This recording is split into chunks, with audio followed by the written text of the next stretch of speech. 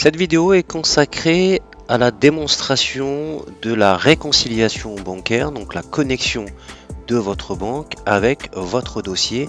Ça fonctionne aussi bien pour Sage Active Starter, donc dédié uniquement côté facturation, mais également à Sage Active version Essential où on intègre en plus de la facturation la partie comptabilité. La première des choses, sachez que dans la partie configuration, vous avez ici automatisation bancaire, c'est-à-dire que vous pouvez configurer des règles permettant de générer des suggestions pendant justement la réconciliation. Donc il y a déjà des règles paramétrées par défaut, mais vous pouvez en créer d'autres. Donc une des règles créées par défaut, c'est justement de me faire une proposition de rapprochement par montant exact. Alors on peut rajouter comme ça des conditions, on peut aller jusqu'à 6 conditions pour faire des suggestions concernant les règles. Donc moi si je prends celui-ci par montant exact, quand je clique sur modifier, qu'est-ce qu'il va me faire? Il va me proposer une correspondance avec une transaction existante. Les conditions, c'est que le montant du mouvement est exactement le montant de la transaction. La deuxième condition, c'est que la date du mouvement est dans la plage de la date de la transaction à plus ou moins 2 jours. Donc en résumé, et je vais vous montrer l'exemple juste après, c'est que vous avez réalisé une facture, vous avez enregistré le paiement de cette facture là, et bien quand on va visualiser l'opération bancaire d'encaissement au niveau de la banque, il va me faire la réconciliation entre l'encaissement que j'ai réalisé dans le logiciel en respectant les deux conditions. Et vous pouvez comme ça en créer d'autres, des règles. Moi par exemple j'ai créé une règle ici qui est frais bancaires, pour enregistrer les frais bancaires. Donc les frais bancaires que je vais visualiser dans mes opérations bancaires n'a strictement aucun lien avec mes clients ou mes fournisseurs. Donc dans ce cas là, je lui dis tout simplement, je lui donne un nom au niveau de la règle.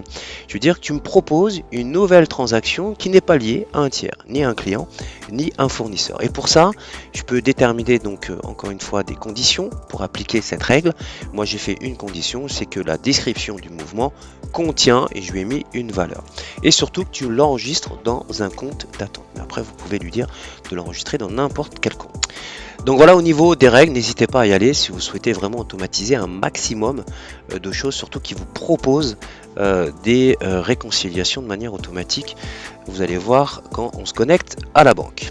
La première des choses qu'on va faire dans cette démonstration, c'est lui dire, je vais aller dans les factures, ça va être plus parlant, concernant cette facture là du 27 octobre, donc facture qui est déjà encaissée, d'un montant de 86 €. D'accord? Donc ça veut dire que dans le logiciel, j'ai créé une facture pour 86 € et cette facture-là a été encaissée. Donc j'ai fait l'enregistrement de l'encaissement dans le logiciel.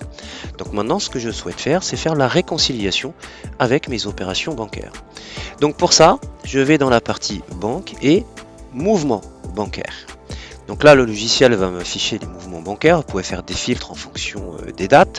Et là, vous voyez que par rapport justement à la règle que j'ai expliqué tout à l'heure, là, vous voyez qu'automatiquement, pour ce montant-là de 86 €, il veut faire la réconciliation par rapport à l'encaissement de cette facture. Et il a même reconnu le tiers en question. Là, proposé par Sage Copilot, c'est-à-dire l'intelligence artificielle de Sage, quand je clique dessus, il me fait le rappel de la règle. Et là, c'est une proposition, après je peux changer.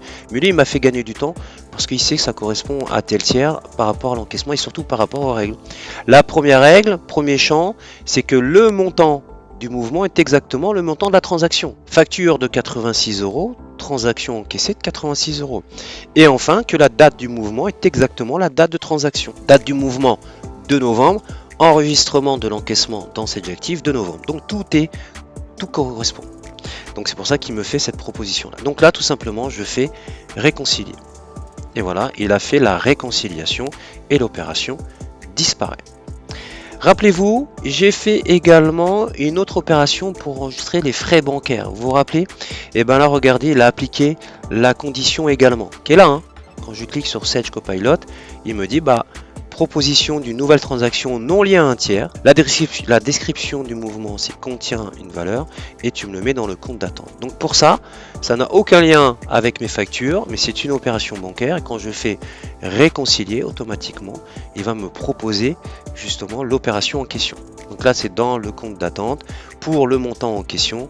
Et je vais lui dire, ok, tu fais la création de l'écriture comptable. Autre chose que vous pouvez faire, parce que là, on a vu qu'on a fait la réconciliation avec un encaissement qui a déjà été réalisé dans le logiciel.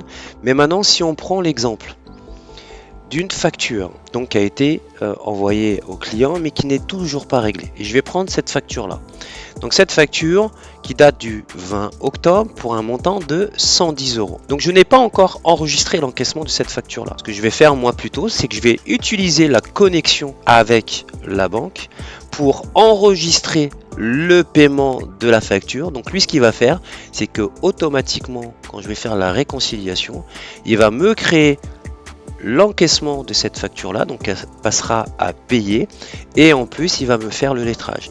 Donc pour ça, je me connecte à la banque de nouveau, je vais dans mouvement bancaire. Donc là, ça ne correspond à aucune règle, c'est pour ça qu'il me fait aucune proposition, mais j'aurais pu créer d'autres types de règles. Donc là, on voit qu'il y a une transaction de 110 euros, et je vais lui dire, bah tu vas rechercher des transactions. Donc là, on va retrouver la facture en question, qui est celle-ci, ça correspond bien à cette facture là, et je vais faire rapprocher. Donc juste en faisant ça, ce que va faire le logiciel, c'est qu'il a créé l'encaissement de la facture et il m'a fait en plus le lettrage et la réconciliation. Tout ça en simplement sélectionnant la ligne de la facture. Et si je retourne justement au niveau des ventes et dans facture de vente, vous allez voir que la facture de 110 euros a bien été payée, parce que je lui ai dit que l'opération bancaire encaissée auprès de ma banque, c'est pour encaisser cette facture là, et tout est fait de manière automatique. Donc voilà concernant cette vidéo liée à la connexion avec votre banque.